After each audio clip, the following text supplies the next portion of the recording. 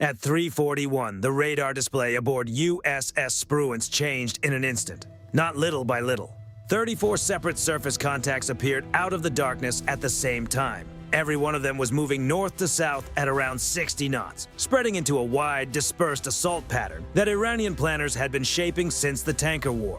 The idea behind that doctrine is simple. Launch several groups from different directions, so the defender cannot focus all its firepower on one single axis. On paper, it is a smart approach. It comes from lessons learned in the 1980s when tightly packed swarms were brutally exposed to American air power. A dispersed formation is far more advanced, but its success depends on one thing above all else: whether it can create enough confusion before the defender responds with overwhelming force. The Arleigh Burke-class destroyer's Spy 1D radar had already captured all 34 contacts before many of the attacking crews had even fully aligned on their final headings. That is the reality of facing a Navy that has been studying the same style of tactics for decades. Surprise can cut both ways. 47 miles to the south sat USS Abraham Lincoln, screened by USS Michael Murphy and USS Frank E. Peterson, Jr. Lincoln, the 5th Nimitz-class aircraft carrier, is a 97,000-ton nuclear-powered warship. Its reactors are indifferent to Iranian naval doctrine, and so is Carrier Air Wing 9. On that morning, the IRGC Navy was about to experience what an overwhelming defensive edge looks like when every part of it comes alive at once. The incoming force was a mixed formation. At the front were Siraj-class speedboats, Iran's locally produced version of the British Blade Runner 51 racing hull. Measuring 15.5 meters and weighing about 16 tons, these fiberglass craft can run between 55 and 72 knots. They carry an 11-tube 107mm rocket launcher over the bow, paired with a Dash-8K 12.7mm heavy machine gun. They are small on radar, inexpensive to build, and designed to be expendable.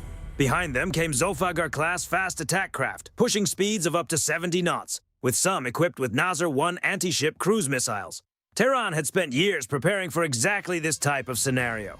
A dispersed swarm coming in from several directions, intended to saturate defenses, overload close-range systems, and bring weapons near enough to threaten a carrier's hull. In theory, the numbers looked dangerous. In reality, theory did not include what was waiting for them. At 3:49, Lincoln's Combat Information Center filled with the complete tactical picture. 34 tracks, 4 approach groups, high closure speed. The lead boats would be within 20 miles in less than 18 minutes. Flight operations had already been interrupted, and that pause made room for something far more useful in that moment. From the aft deck of USS Michael Murphy, 2 MH-60R Romeo Seahawks launched just 90 seconds apart. 2 more lifted from Lincoln herself, bringing the total to 4, each loaded for anti-surface combat. The MH-60R is not the kind of helicopter most people imagine. It is essentially a compact airborne combat system built into a rotorcraft.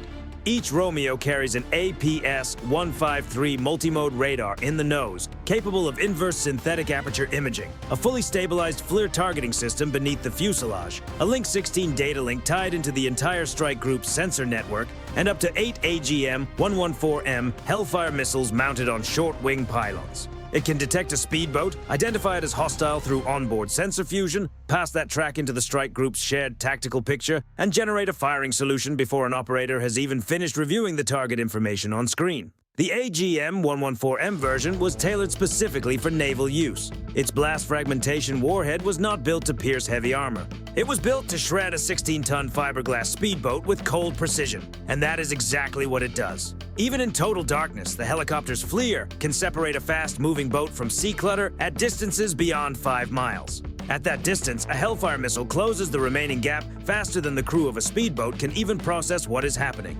The target is illuminated by a laser designator. The missile locks onto the reflected energy and guides itself directly in. From the moment of launch to impact, the entire sequence unfolds in less time than it takes to read this sentence aloud. The crews of the Siraj-1 boats knew their craft had a very small radar signature. Fiberglass hulls simply do not reflect radar energy very well. What they had not considered was that the Romeo helicopter's FLIR system is not concerned with radar reflections at all. It looks for heat, and diesel engines pushing a boat at 60 knots create a thermal signature that stands out against the dark ocean like a campfire in an open field. The 4 Romeos climbed to around 200 feet and moved toward the northern approach groups. There were no warnings sent to the boats below and no attempts at communication. The conditions for engagement had already been met. The IRGC boats had fired first. At 4:12, the leading Siraj 1 boats closed to 8 miles from USS Michael Murphy and released their rockets. Each launcher carried 11 107mm tubes, firing in quick succession. The rockets streaked across the water and splashed down around the destroyer's position, churning the sea into white spray. None of them struck the ship. The DSK heavy machine guns opened up as well, sending 12.7mm rounds skipping across the surface. At that range, the chance of hitting a maneuvering warship was extremely low. But the message was unmistakable. The situation had escalated. This was no longer a tense standoff at sea. Michael Murphy's own Phalanx Block 1B close-in weapon system immediately detected 2 incoming rockets and responded automatically. The Phalanx is a completely self-contained defensive unit. It does not rely on the ship's main combat system for targeting. It carries its own search radar, its own tracking radar, its own FLIR sensor for surface and slow aerial targets, and its own computer capable of running the entire engagement sequence without human input when operating in autonomous mode. The Block 1B upgrade added the infrared targeting system specifically to deal with surface threats like fast attack boats. The mount rotated smoothly, locked onto the targets in the infrared spectrum, and opened fire. 20mm Mark 244 tungsten core rounds poured out at a rate of 4,500 per minute. The incoming rockets simply disappeared. The entire engagement lasted about 3 seconds and cost the United States Navy roughly $10,000 in ammunition. The attacking force had spent several times that amount just launching the rockets. While that exchange unfolded, the Romeos were already at work. Helicopter 1 marked a lead Siraj 1 at 4.2 miles and launched a Hellfire. 1.7 seconds later, the missile's semi-active laser seeker followed the reflected beam straight to the fiberglass hull. The boat did not just stop moving, it was completely torn apart. The Hellfire's blast fragmentation warhead detonates into a sphere of extremely fast metal fragments. When it strikes a 16-ton speedboat, the result is not a damaged vessel drifting in the water. It becomes scattered debris, leaving nothing that could realistically be recovered. 3 seconds later, Helicopter 2 fired at another contact. Then Helicopter 3 followed. Helicopter 4 focused on the western approach group, where the Zulfiqar missile boats were attempting to move into position. Each missile cost roughly $115,000. Each boat represented a far larger investment in equipment, fuel, and the trained crews on board. Iranian naval tactics had long depended on overwhelming an opponent with numbers. 34 boats approaching at once was meant to saturate defenses and stretch the defenders' rate of fire. Even if advanced systems could intercept targets reliably, the key question was whether they could engage all 34 fast enough before a few slipped through. During the tanker war in the Persian Gulf in 1987, that kind of math had sometimes worked in Iran's favor. But the tools available at that time were very different. By 2026, the situation had changed dramatically. 4 helicopters alone carried a combined load of 32 Hellfire missiles. 3 destroyers had their own weapons ready, Lincoln carried additional close-range systems, and combat aircraft could be launched from the carrier if the situation demanded it. Iranian planners had studied the events of 1987 in detail. What they may not have fully accounted for was just how much the technology had advanced since then. At 4:19, the Zulfiqar boats attempted to prepare their Nasser-1 anti-ship missiles for launch. The Nasser-1 is an Iranian-built sea-skimming cruise missile with a 130-kilogram warhead and a range of about 35 kilometers. Fired from a fast attack craft in a crowded, high-sea state environment, it is a serious threat to any ship that is not ready for it. USS Frank E. Peterson Jr. was ready.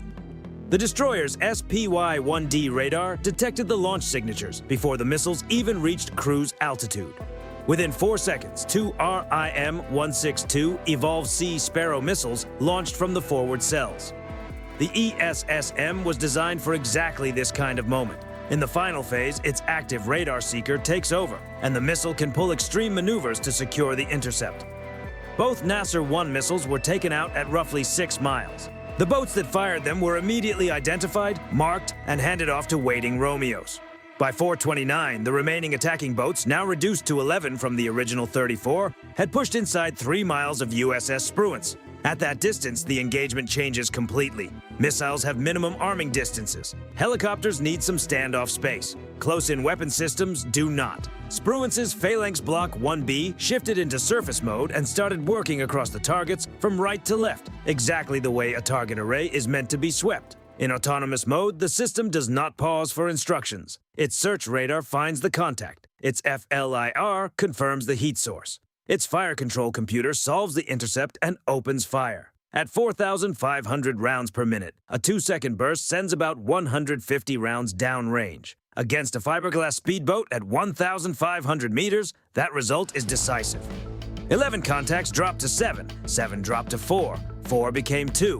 At 0433, the final 2 Siraj 1 boats turned north and accelerated back toward the Iranian coast.